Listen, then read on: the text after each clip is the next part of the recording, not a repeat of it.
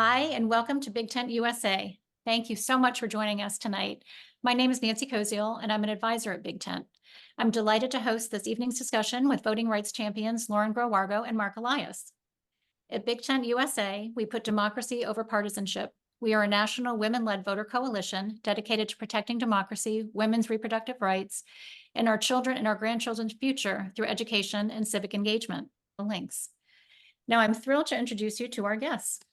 Lauren Groh-Wargo is a top political, democracy, and civic engagement strategist, executive, and fighter for economic justice. In 2012, Lauren began a partnership with Stacey Abrams to chart and then execute a 10-year plan to build power and policy wins for Georgia. Spurred by the wide-scale voter suppression during the 2018 election, Lauren founded and is the CEO of Verified Action, which focuses on fighting voter suppression and advancing voting rights. Verified Action brings the full force of strategic campaign tactics, culturally relevant engagement, and voter education to those most targeted by suppression and disinformation. Verified played a leading role nationally and in battleground states in the 2020 election and the 2020 Georgia runoff. Marc Elias is the founder of Democracy Docket and a partner at Elias Law Group. He's a nationally recognized authority in voting rights, redistricting, and law. In 2020, Marc led the historic legal effort to protect voting rights, winning over 60 lawsuits against the GOP's efforts to suppress the vote. As Republicans continue to mount aggressive challenges to voting, Marc continues to fight back in court and on Twitter. Marc and Lauren are at the forefront of defending voting rights and combating voter suppression. Their unwavering commitment and groundbreaking work have had a significant impact on preserving the integrity of our democracy. Marc and Lauren, thanks for joining us under the Big Tent tonight. Let's get started. Lauren, the floor is yours. Thank you so much, Nancy, Kitty, Sue, and the Big Tent team. It's wonderful to be with folks from all over the country tonight. I am here in Fulton County, Atlanta, Georgia, which apparently, who knew that this was going to be ground zero for Trump's Fani Willis, for voter suppression, for battleground world. But that is where I am coming in tonight. I'm so thrilled to be with my friend and often strategic partner, Marc Elias. And I thought I would start our conversation between the two of us to kind of place us in time. It's funny, almost exactly 4 years ago, lockdown and the pandemic was starting. We were in the presidential election, Trump v. Biden. We were in an open Democratic presidential primary. We were on the coming into what were really disastrous, tough early primary elections, where there were long lines and lots of chaos and early voting issues because everybody was trying to learn how to live in lockdown. And I wanted to bring you all in on some of the strategy. I called Marc. I called a couple other national leaders, folks that I knew, but I wasn't working with them closely at the time. And I called them and said, I think we need to form a really thoughtful set of strategic partnerships to really work on voter access this year with this unprecedented pandemic, while we were also facing unprecedented voter suppression and disinformation. And we began really thoughtful work together. You may remember 4 years ago, we built out Verified 2020, which is about voter protection infrastructure in all of the battleground states. And we worked closely with a set of national partners across the political spectrum and nonpartisan spectrum to do that work. Marc and a couple others, we merged into this kind of national group that really started thinking strategically about the crises at hand. Everything from, what became a poll worker crisis, from voter protection efforts on the ground, to Marc obviously leading on all the post-election litigation to get the results actually locked in.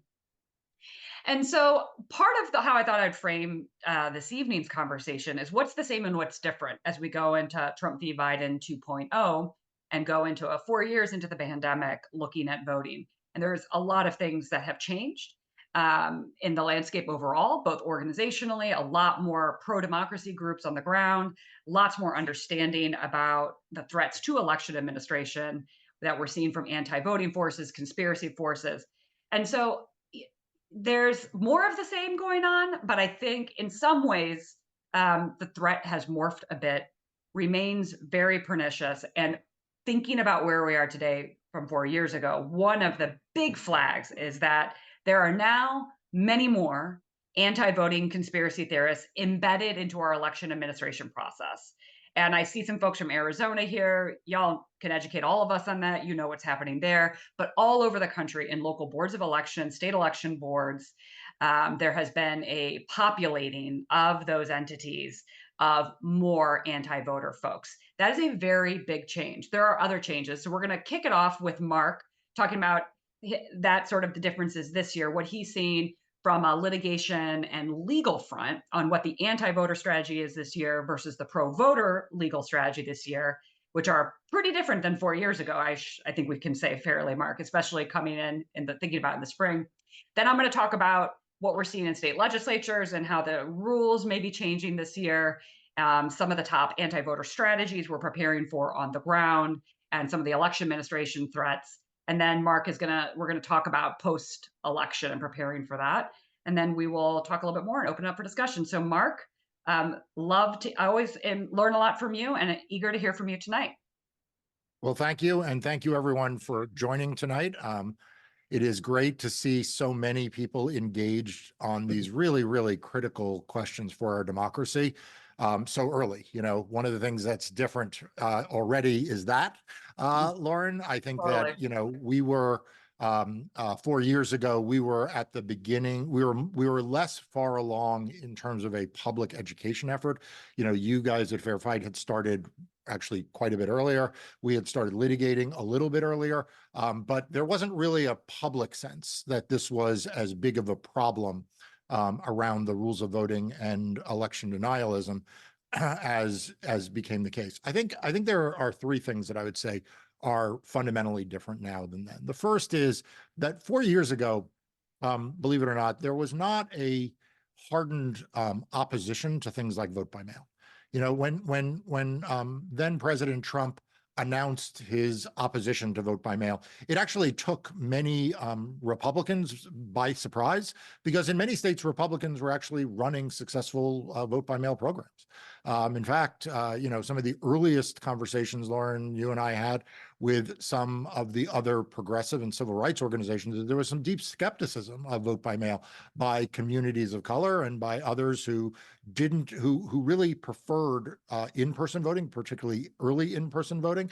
And so one of the profound differences is just how galvanized the other side, the anti-democracy forces, the kind of the anti-voting forces, how galvanized they have become against some things that, frankly, if you had told me 4 years ago, for example, there would be a war on drop boxes, I would have said that's crazy. Why would anyone care whether you put it in a secure metal container with a stamp or a secure metal container without a stamp? Like there are some things that are very different. So that's one thing. The second is that culturally in the country, and this is one of the things I worry about, is that, you know, we now can easily divide people up into pro-democracy and anti-democracy. And there is now a full-fledged election denier movement. There is a big lie movement that, as you said in your introduction, like is real, and it's well funded, and it is quite organized. You know, I saw go by someone from Cochise County. You know, I've now sued Cochise County more times than I should ever have to, because, you know, election denialism became in many parts of Arizona, including in some elements in that county, really, really ingrained and embedded in the folks in power, but also among a large segment of the voters. So I think that's the second difference right now. The third is that just on a pure litigation front, you know, in 2020, we were able to look at the landscape of laws and policies and practices that were really harming voters, particularly around the pandemic, but more generally, and be able to bring litigation. And I think it's fair to say we got the other side, you know, flat-footed. They are less flat-footed. You know, there are, in the interim, you know, there is a vast constellation of right-wing organizations that have been well-funded and are set up by people like Bill Barr, former Attorney General, set up by people like Stephen Miller, you know, former White House aide, as well as, of course, some of the partisan players on the anti-democracy side. And so, you know, it is no longer the case that all of the litigation people hear about is pro-democracy litigation. We actually right now this year, here's a statistic for you. There have been 19 anti-voting lawsuits filed just this year. That is more than pro-voting cases. So there is now much more view of the use of the courts by the anti-voting forces that has really put stress and strain on a lot of budgets, put stress and strain on a lot of law firms and folks doing this work. I guess the last thing I would say, though, kicking it back to you, when you look at what's happening on the ground, I think the other macro theme, which is not really a litigation theme, but it is the thing I have been, when people ask me in various forums, what are you most worried about? The thing I tell them is I'm most worried about right-wing election vigilantism, whether, and we have seen that in the form of people staking out drop boxes in Maricopa County in body armor and intimidating people returning ballots. But there's really nothing that worries me more than the building out of an infrastructure to launch mass challenges around the country. And of course, the ground zero in that and the place where we have seen the most of it is Georgia. But I know that that is something that you and your team are very focused on. Thanks, Mark. Before I go, can you share with this community, my impression, being involved in this as long as I have been, we've never seen this number of restrictive anti-voting proactive state cases from anti-voting forces, correct? This is unprecedented territory. I mean, I could say that. By any measure, I mean, you could measure it a lot of different ways, but by any measure, what we are seeing right now is a bigger legal assault by anti-voting forces in court than we have ever seen before. By orders of magnitude, by orders of magnitude. Yeah. I saw a question in chat, could you give an example? So one that I've thought a lot about is, I believe it's 3 cases that a variety of anti-voting outfits have filed against the elections manual in Arizona just in this year alone. And then in a 10-day period, there were 4 lawsuits against Arizona involving their election manual. One by the RNC, one by Stephen Miller, one by an in-state group of basically election deniers, and one by the legislature. And all 4 of them were filed roughly within a 10-day period. And that, by the way, does not include a separate lawsuit that was also filed in that period against Maricopa County for the way in which it conducts elections. That's just something that would have been unheard of it would have been unheard of last year, no less, 4 years ago. Yeah, we'll get to, I see some questions about what people can do about this. We'll definitely get there. So related to what Mark is saying and why it's very clear, we've always known this, the way money moves and the way operators move and organizational leaders move on the anti-voting side. But it's one of the things that I have noticed this year, very different than 4 years ago. A lot of the money and operatives on the anti-voting side have been organized, but this year they seem to be working in concert in a much more strategic way. So I'll give one example of that.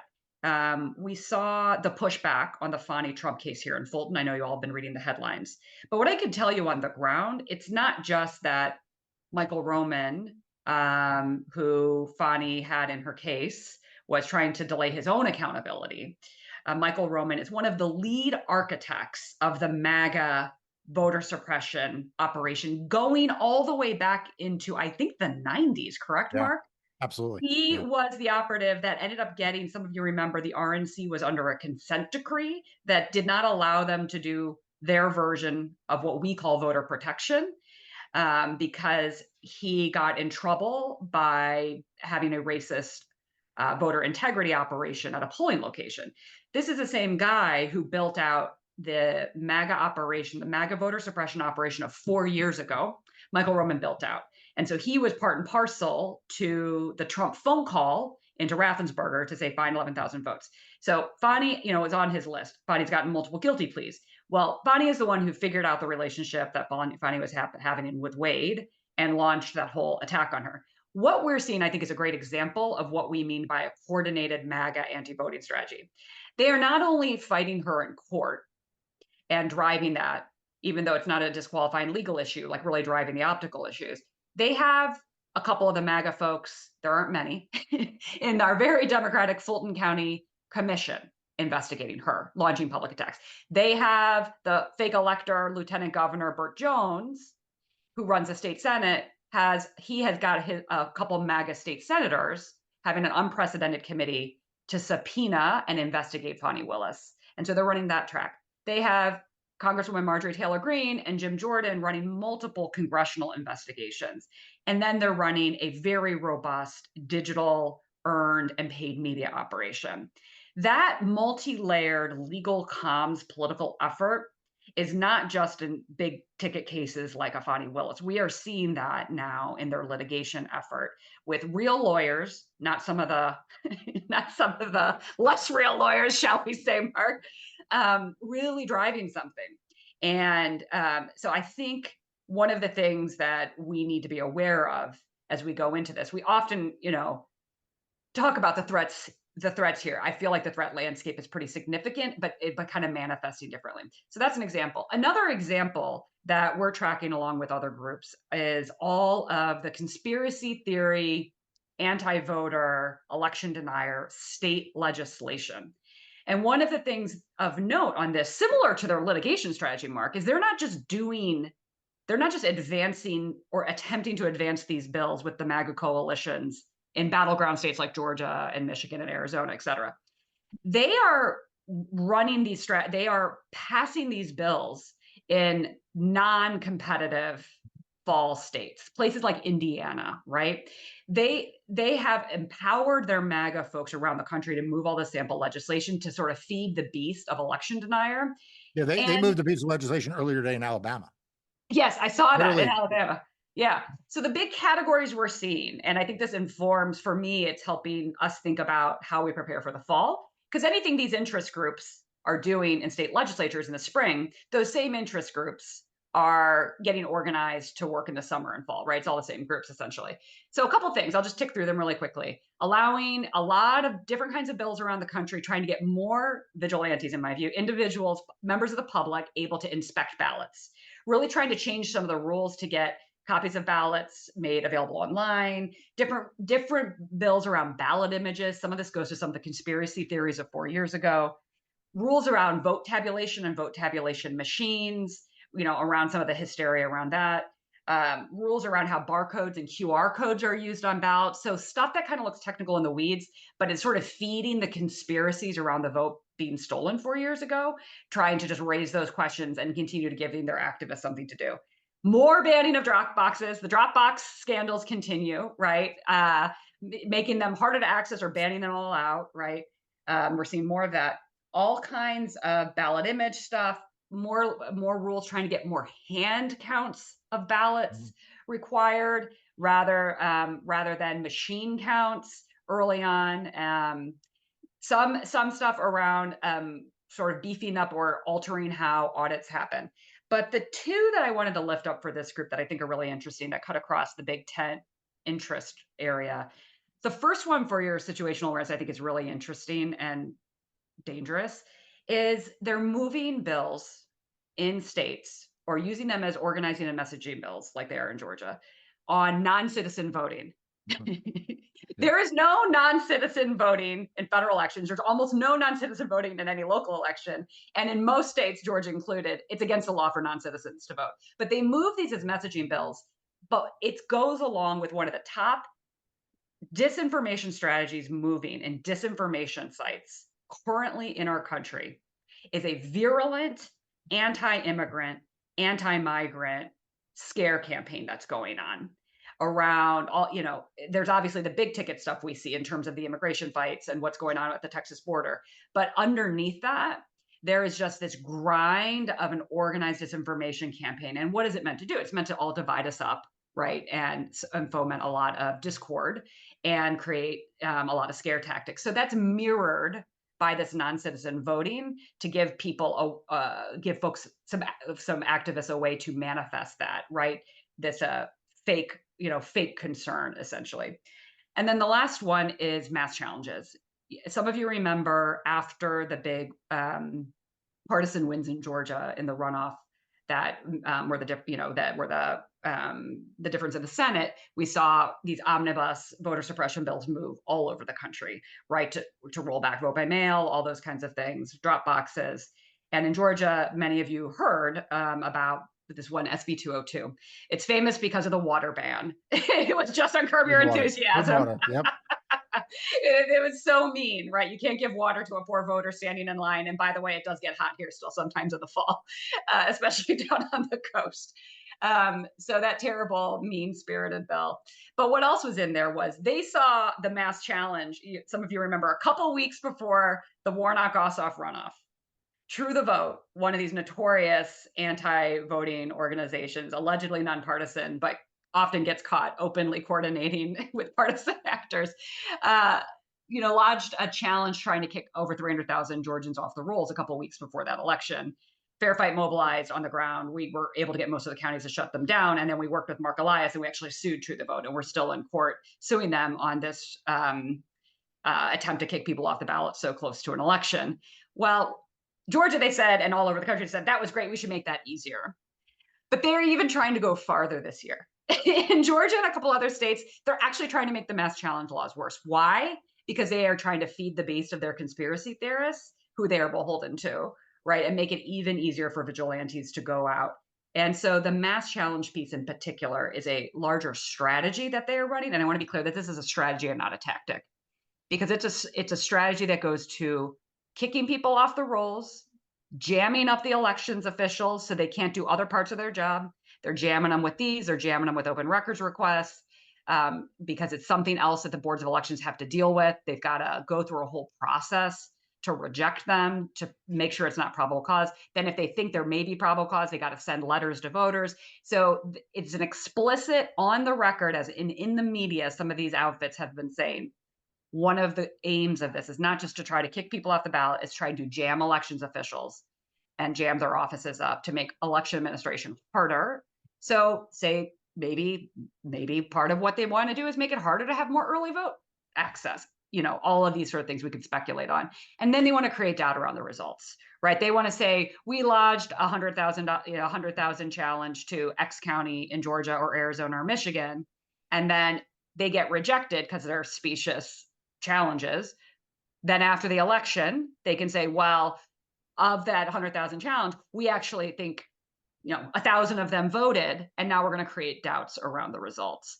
And so it does all of this, but obviously those of you who have been students of voter suppression know that mass challenges have been around since Jim Crow. They were always a way for vigilantes to threaten Black voters and to create a chilling effect around voting. In fact, there's a great Democracy Docket article that historian Carol Anderson did on this very point that I suggest you all read. So that is one of the strategies that we're up against. And some of you know Fair Fight, the way we think about these strategies, not only are we defending voters, we want to create every crisis as an opportunity to educate voters about their power, and that if they didn't have power, they wouldn't try to do this. And so that is a big strategy that we have seen in the past that they are scaling up this year. And then, and that's also a little bit different than 4 years ago. I mean, Mark, we weren't talking about mass challenges 4 years ago at this time. They really started pushing and innovating on that for the Georgia runoff, and then really have expanded it from there. So any more comments on that, Mark? And then I thought the next piece to talk about would be how all this could impact a post-election. We've already had a bunch of questions about that overall. Sure. So why don't we move to post-election, then we will talk about other things that people have on their minds. But look, here's the thing about the post-elections. The first thing I always tell folks is that I actually got into all this work because I was a post-election lawyer. I did a Senate election contest for Mary Landrieu in 1996. I was Harry Reid's recount lawyer in 1998. Maria Cantwell's in 2000. I was not in Florida. I was in Washington State. We won that recount. I've done a number of them over the years. Al Franken in 2008, and on and on and on. And what I tell folks is, like, yes, in a very close election, the post-election world, litigation world, matters a lot. The goal is for it to not be a close election. So the first thing I want to tell everyone is do everything you can to get people to register to vote, do everything you can to make sure that they vote, and do everything you can to make sure that their ballot counts. Because if you do those things first, it is the best protection against everything else that happens in the post-election. So I don't want to minimize post-election because it's very important, but please don't get distracted from the really, really important work that BigTent and all of these organizations that it supports and it highlights, like Fair Fight. Don't lose focus on their work. because of the post-election, because we have to first make sure that everyone is able to vote and we have elections. In terms of post-election, look, here is the deal. I was fortunate enough to represent President Biden and the DNC in the aftermath of the 2020 election. There were 65 lawsuits. We won 64 of them. There were 3 states that had significant post-election recounts of one sort or another. One was Georgia had 2 unto itself. Wisconsin had 1. Nevada didn't have a recount, but it effectively had a full-out contest. And then we saw a lot of other litigation around the place. Ultimately, all of those cases failed for 2 reasons. First, they failed because President Biden had won by a very comfortable margin. So, I sometimes tell folks, when the ability to reverse the outcome of elections is not easy. It's limited to some very, very close elections. In 2008, I represented Al Franken, as I mentioned. We went from certified loser to winner, but we were talking about moving a few hundred votes, through that entire process. So the first reason why the post-election litigation failed is because the Trump campaign were making legal arguments that were pretty frivolous, because they were trying to overcome margins that were simply not overcomable. Like Joe Biden won by close margins, but not super close margins. The second reason why they failed is because they had terrible lawyers. They had terrible legal strategy. They had, Rudy Giuliani. You forget their elite strike forces, they called it, was Rudy Giuliani, Jenna Ellis, and Sidney Powell. 2 of those 3 have since been indicted. I was just going to say. All 3 of them have been disciplined by the bar, and at least a couple of them likely to lose their bar licenses. Like they did not have the best legal representation. The one thing I want to take seriously moving forward is, Michael Whatley just took over as RNC chair. I just wrote something about this for Democracy Docket. It was published this morning. Michael Whatley is a election denying lawyer from North Carolina, but he's not a bad lawyer. I mean, I've litigated against the North Carolina Republican Party. He sort of knows which way's up, even if he's an election denier. And he's brought in a couple of other people. Bill McGinley, who is a tenacious litigator. He is now their outside lawyer for what they call election integrity, which is essentially voter suppression. And their new chief counsel, Charlie Spees, longtime Republican lawyer. He had actually worked for Mitt Romney. He had worked for Jeb Bush's super PAC and said that Donald Trump was a fraud.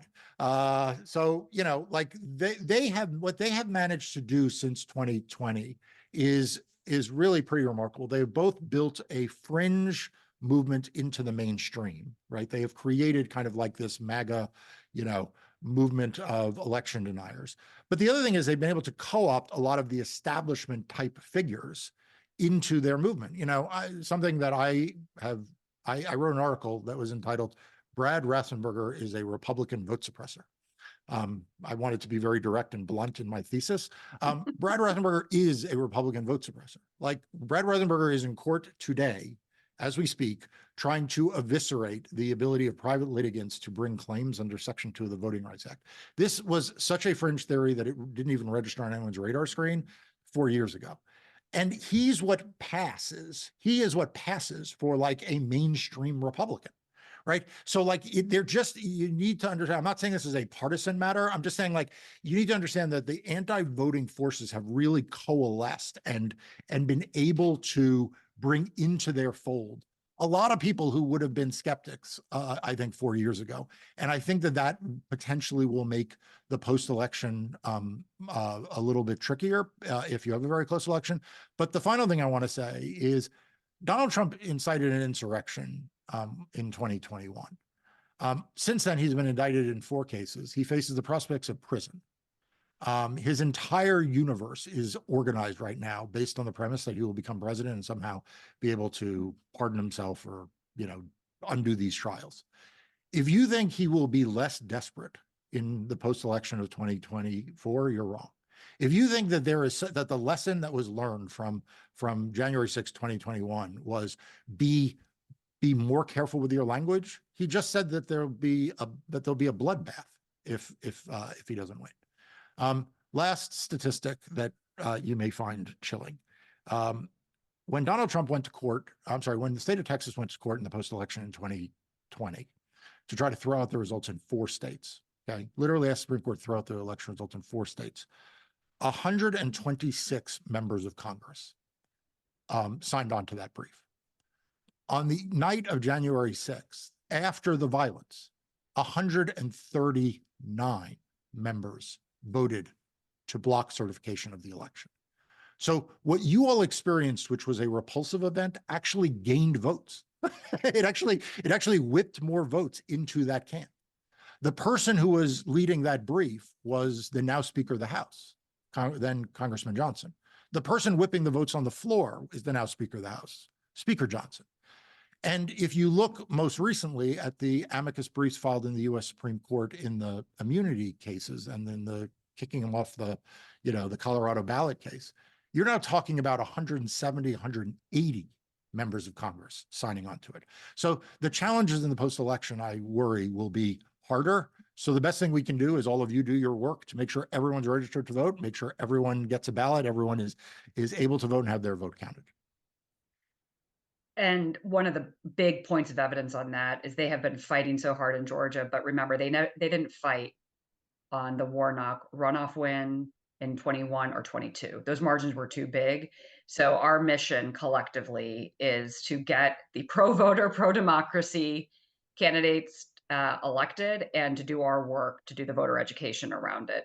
And the way Fair Fight thinks about this is we think about the voter suppression mitigation fights around the things that have the ability to impact the close margin.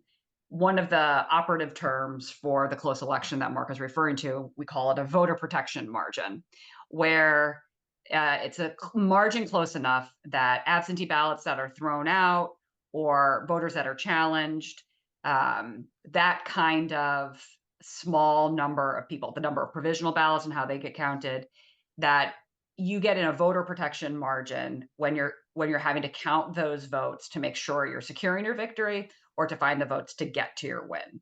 And so in states that have that narrow of a margin, that's where the biggest fights will happen. And that's why mass challenges are something we all have to fight, because they create the volume that can create doubt in situations like we had 4 years ago for the close states.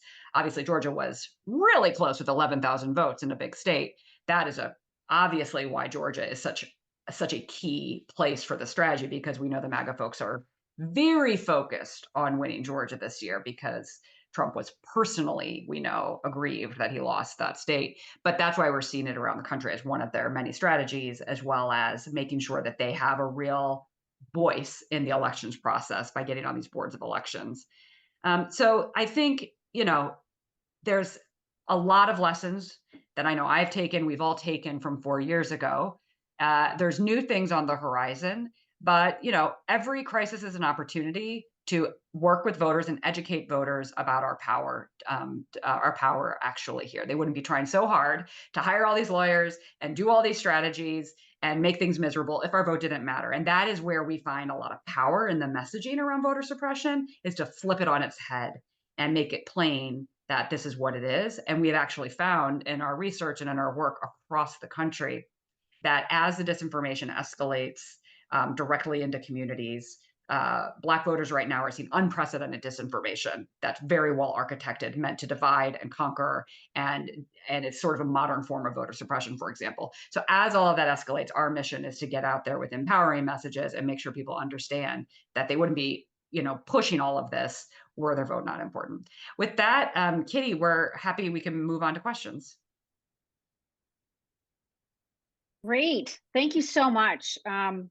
There's a lot to unpack here. So I think what might be helpful is to look at 2 states in particular. You brought them up in your conversations. They were brought up in the chat. We actually have a couple people from Arizona here.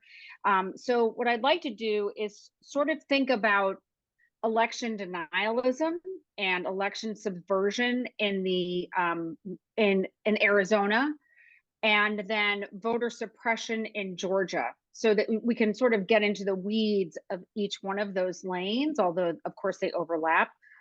And also, if you can sort of talk about how the structure of money and mainstream Republicans, who we were also grateful to Brad Raffensperger, are now a part of this universe that's trying to subvert an election or suppress votes. So if that works for you guys, I'd love to start with Arizona. I mean, Carrie Lake, whatever. She's talking about, like, she wants to get rid of all voting machines. And this really great woman from Arizona who's with us tonight was like, 10 tons of paper were thrown out because it was supposed to be, fraud-proof paper. And so I think after 2022, a lot of people were like, oh, all those crazy election deniers lost. I'm in great shape. But clearly on the local level, something else happened. So let's go Arizona. Let's go crazy cuckoo first, and then we'll go to Georgia.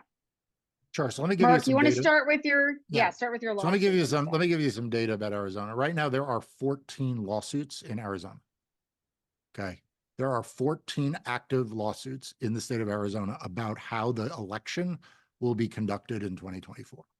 And I don't have exactly the breakdown of good guy, bad guy, but I believe more than half of them, in fact, I'm confident more than half of them are filed by the bad guys, by election deniers. 4 of them against the election procedure manual, which, just to be clear, the election procedure manual is what it sounds like. It is the manual that local election officials and counties use to conduct the elections. So the attacks on this document, which, by the way, include one of the lawsuits attacks it because it says that it prohibits voter intimidation and harassment of election officials, and it wants that provision struck. Okay, the RNC wants the entire manual struck down. So there is a very, very well-organized effort in Arizona to both perpetuate the election denier movement, to spread some basic lies about elections in Arizona. One of the lies about elections in Arizona and anywhere is that somehow you are better off hand counting ballots. If you started hand counting ballots on the moment the polls closed in a state the size of Arizona, or frankly any state, it would take you weeks to count all the ballots. There is a reason why we don't hand count ballots in this country. There simply aren't enough people to hand count ballots. That's beyond the question of whether or not, frankly, machine counts are more accurate in many instances. Not all, but in many. But as an initial first count, the machine count is always going to be the preferred way to do it. And their reasons for not wanting machine counting is because, honestly, they have been lied to so many times, and they are perpetuating those lies now, that they believe things like there are bamboo filaments in ballots that can prove they came from China. That there is some kind of Sharpie. I litigated 3 cases that literally went by the name Sharpiegate. We had Sharpiegate 1, Sharpiegate 2, Sharpiegate 3, which was some belief that in Maricopa County, they were having people mark ballots with Sharpies, and they were bleeding through the paper and causing errors. There were no Sharpies. No one used a Sharpie. There was no bleeding through the paper. But there's just so much misinformation. And one of the things that has created an ecosystem in Arizona that is really actually quite sad for the state, I worry about it from a democracy standpoint, but it's quite sad, is you have waves of lawyers after lawyers after lawyers who are lining up still to this day to file frivolous cases and get sanctioned. There was a case that was filed not that long ago in the post-election of the Lake Hobbs election, where Katie Hobbs won, where one of the lawyers said the reason why he took the case is because he was older, and therefore he figured that whoever brought the case was going to get sanctioned and maybe disbarred, and he was older and therefore better able. He was at the end of his legal career, so if he got disbarred, it wouldn't be as big of a deal. We just literally had Mike Lindell join with the Republicans, with Carrie Lake, in filing that machine case, which they have lost in Arizona, and which their lawyers and Carrie Lake got sanctioned. They have been fined and sanctioned for bringing that case. They have now made a spectacle of filing that in the U.S. Supreme Court. Now, do I think it's going to succeed in the U.S. Supreme Court? No. Do I worry that these cases are going to succeed? By and large, no, although I'm now learning the entire geography of rural counties in Arizona, because they are trying to bring more and more cases in rural red counties rather than in Maricopa, but so be it. But But I don't so much think that the problem is in Arizona is that they're going to win these cases. It is that they are inciting an entire population by lying to them constantly about almost everything about how elections should be conducted. And so getting, democracy relies not just on ballots being cast and counted, but it relies on a consensus, a pageantry of democracy that we all join in after Election Day, in which we lift up the winners and we celebrate that we had free and fair elections. And in Arizona, almost more than any other state, that never happened after 2020. And it didn't happen in 2021. It didn't happen in 2022. The opposite of it happened after the governor's race in 2022. We represented Governor Hobbs in the court cases that were brought by Kari Lake. And now Kari Lake is just rolling that into the next election. So I'm very worried about Arizona, not so much because I think these cases are successful, but because I think it's really corrosive to democracy and the culture necessary to have a healthy democracy. I will say, Allie, oh, sorry. I just wanted to read this great quote from one of our Arizona guests, Allie Morse. She said, our former county elections, Lisa Mara was sued by her supervisors because she refused to conduct an illegal hand count. Yeah. She resigned and is now election director of Arizona, and in the Arizona Secretary of State's office. She's an exceptional election professional. So yeah, and that's Cochise County. We wound up suing Cochise County twice. Cochise County simply refused to follow the law. And I believe the state of Arizona has now indicted a couple of the local election officials who refused to follow the law, who gave that very hardworking, good election director. I don't know her personally. For all I know, she's a Republican, but she did her job. All she was trying to do was her job. And she was constantly being told by these folks that they wanted her to break the law. And she wouldn't. Good for her. And that's, but again, the culture of it is really problematic. Yeah. Sorry, Lauren, go ahead. Yeah. One of the pieces I will say that's a big difference from 4 years ago in Arizona, where we did a ton of work 4 years ago to help them build their early voter protection infrastructure and worked with a bunch of the groups. We ended up 4 years ago, I ended up working a lot with the Hobbs administration when she was Secretary of State. And 4 years ago, the Arizonans, and many of you will remember, she was the only pro-voter, to put it mildly, elect a constitutional office holder. In fact, she had one of the big voter fraud conspiracy attorney generals at the time. And that was her lawyer that she had to use as being the Secretary of State. He was rolling out voter fraud task forces last spring, along with Brad Raffensperger and others, saying we're going to prosecute anybody who commits voter fraud. And so we worked with leaders in Arizona to stand up a parallel to what we had in Georgia called a voter empowerment task force, because they were rolling out voter fraud task forces. So we wanted to make sure we were in the media so voters could hear the voter empowerment task force too. And here's who to go to if investigators start knocking on your doors, which is what happened 4 years ago in Arizona and Georgia. They started trying to criminalize voting and do all this fear stuff. Now, good news is we now have Katie Hobbs, an elections expert, as a governor, and we have pro-voter Secretary of State and Attorney General, right? This is one of those things where on things you can do is AG races, Secretary of State races, as well as all of our state legislative races are so important all the time. So that is one thing. There was a huge amount of work in our ecosystem to support Secretary of State Hobbs and her team. And I mean, you name it. We were all hustling to support her. How is she going to get more legal help if she can't get pro-voter legal help from the Attorney General? Like, what are ways the outside world can help? How do we help physically protect her, right? And so her team is seasoned and understands this. So I feel like, yes, a lot of the county level stuff, obviously they can't intercede on, but having a strong Secretary of State, AG, and governor is a huge change from 4 years ago. That's very positive.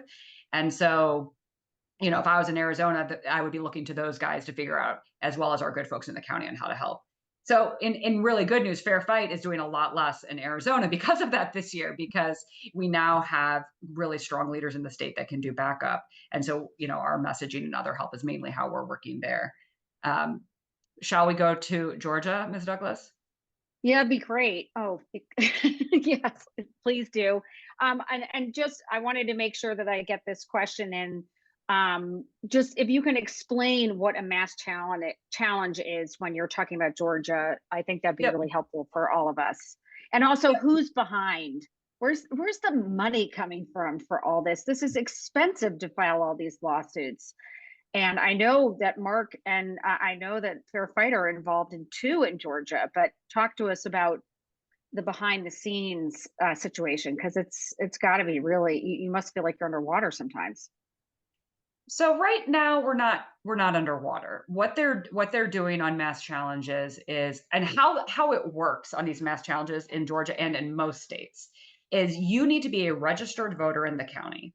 The idea on challenges, the sort of theory on how they might be used is, if Marc Elias lives across the street from me, and I know that Marc Elias sold his house and moved to DC, but I noticed that I check my voter rolls and I see that he's there and registering, I could go to my registrar and challenge his ability to be registered because I personally know he doesn't live there anymore. Now, why would I do that to my neighbor when there's already all this federally mandated list maintenance and there's no actual voter fraud that happens in this country, right? Like, it's hard enough getting voters to vote in their own state an election, let alone people are not voting in multiple elections. This is just not a thing that actually happens in our country. But that's the idea on a challenge. And so these laws in Georgia and other states are that if you are an elector in a county, you can challenge another voter. And the idea is that you have personal knowledge that they are not registered. These laws have expanded so that I can pull my, the list, the voter file lists are public. I can pull my county list. And there's different ways they define probable cause, but I can say I am challenging these thousands of voters because I believe they're dead, or I believe they moved, or I believe they don't live there, or I believe they are unhoused homeless people who actually are living in DeKalb County, not living in Fulton County. All kinds of these theories, right? And then the law says you have to have probable cause before they can be thrown out. And that's where the ground is shifting under us, where they're trying to give them more and more leeway in these laws on how they do it. So the ones we've seen thus far this year in Georgia is they're doing their own. They've a couple different outfits, True the Vote, this new Eagle AI group, and others. They train their volunteers. We like to call them vigilantes because that's what it's been in the South. It's been like racist vigilantes go challenge a bunch of Black voters. That is the theory.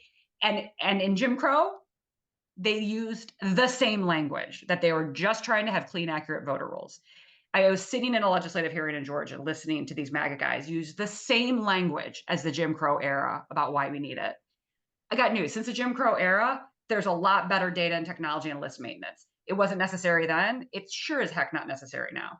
So one of the ways, and the list that we've seen thus far, they're running their own analysis on their little laptop, sometimes empowered by some of the tech from the national group, sometimes not, where they're getting access to a registered voter list in North Carolina and doing their own rudimentary matching against Fulton County, or you name your county, and saying, oh, there's a Kitty Douglas registered in Fulton County. There's a Kitty Douglas registered in Durham. We need to challenge her, right? Not knowing that there could be a million Kitty Douglases, first of all. And probably not. Very unique name. I have a unique name too. But in any event, those are the kinds of challenges we're seeing. And the counties are just rejecting them because they come with no probable cause. They don't have the data to back it up. But that's one of the examples of it. In 2021 runoff, True the Vote challenged over 300,000 voters. And one of the categories of voters, we have a lot of military bases in Georgia. There was a large number of military addresses. They were challenging military families that they're saying that they don't live there anymore.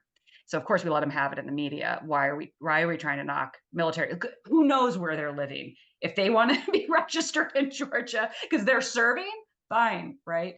So in any event, that's the kind of stuff we see. They're trying to do this alchemy around change of address, et cetera. Go ahead, Mark. Yeah, I was going to say it started in Georgia and it's still biggest in Georgia, but it's spreading. There's a New York Times article that talked about how it is spreading to Nevada and Michigan. Just yesterday, I saw an article that a group in Pennsylvania has challenged 10,000 voters. and it is in Allegheny County, which is Pittsburgh. And in different states, the standard's different. You know, in Georgia, there is this one process. In other states, they have other processes. But here's, at the end of the day, the problem with these mass challenges. These are, as Lauren said, these are filed by people who do not know the people who they are challenging. They don't know anything about them other than what they're seeing on a piece of paper. And, you know, for everyone on this call, you're sitting there thinking, well, if I got one of these challenges, I would just show that that's not me. Like that's not, like, I didn't move, you know, right? But that's because you are interested enough to be on a call or be on a Zoom with me and Lauren at after 7 p.m. But for most voters, you know, they may be interested in voting like this much, right? But they're not interested in doing it if it's going to be, if they are going to be taking on some kind of risk or putting themselves in the middle of some kind of dispute. So for many of these voters, when they hear that they are on a list of people who has been challenged, unfortunately for some of them, they're just like, okay, you know, like I don't want to cause trouble. Right. And so I think we underestimate the psychological impact that these voter suppression tactics have. You know, you might wait on a long line once, but you're not going to come back the second time, right? Because you know, you might be willing to wait in line for an hour one time, but for a lot of voters, they're like, I got child care to take care of. I got work. I'm losing money when I'm waiting in line. So a lot of these things that for many people like you on this call, you can't imagine are barriers to voting. The other side knows they are a barrier to voting. They are a dissuasive barrier and they are an intimidation barrier. And that's what some of the evidence showed at trial in the case that we litigate for are litigating for fair fight against True the Vote. Like, you know, you have to put yourself in the shoes of the voter who has done nothing wrong and is now all of a sudden getting an official letter from Fulton County that, you know, that they may have to have a hearing, and they're thinking, all right, I don't want a hearing. I just, Who wants to do you know, that? Assuming they even get the letter, and a lot of these mass challenge laws, they're intimidating letters for anybody, even if they're written in a non-intimidating way. That is fundamentally intimidating. That your right to vote is being challenged, and you're going to have to come to a hearing, right? Or if you miss the letter, because we all miss our mail all the time, and you show up to vote, and say the county rejected you, but say the vigilantes are there in person, because most of these newer laws allow you to challenge at the polling location. Yeah. And so this creates, not just for the individual voter, it creates a chilling effect in the environment, right, overall. And, you know, we have seen this just time and again, especially in rural South Georgia, which is heavily African-American, small communities, has been incredibly important for, you know, winning races. It's an area where we expect to see more and more of this because the counties don't have a lot of wherewithal and to push back. So I think we're going to keep seeing them in the bigger places like the Alleghenies, the Pittsburghs, the Atlantas. But we're preparing on if they start expanding out to smaller counties as part of an intimidation strategy, preparing for the post-election fights as well as those pieces overall. So I feel like in Georgia, in the South, with the long history of very racialized voter suppression, you know, many of you saw what happened. It became such a big public story, what happened to the election worker here locally, Ruby Freeman. A lot of what Fair Fight does is very behind the scenes. So that's another great example. If you don't remember, Ruby Freeman was the Fulton County elections worker who got accused at the highest level by both Giuliani and Trump directly that she was like smuggling drugs and like stealing ballots under the table based on some camera footage they saw. And, you know, she sued them for defamation, was successful. It's been a long story. She went to Congress and everything else. But when it first happened to her, she lost her livelihood. Her family lost her livelihood. She had Republican operatives knocking on her door, MAGA operatives knocking on her door. She had to leave her house. She was destitute. And that's the kind of behind the scenes work that we're preparing. Is I was the first person who talked to Ruby Freeman, who wasn't law enforcement or a MAGA person. And we figured out how to get her direct cash assistance and support. And we paid for a lawyer for her. That eventually led to, so as we think about voter protection, also the chilling effect on elections workers. One of the, you know, there's been a lot of conversation and we're wrapping up. I want to give a couple things that people can do. Number one, I don't care where you live.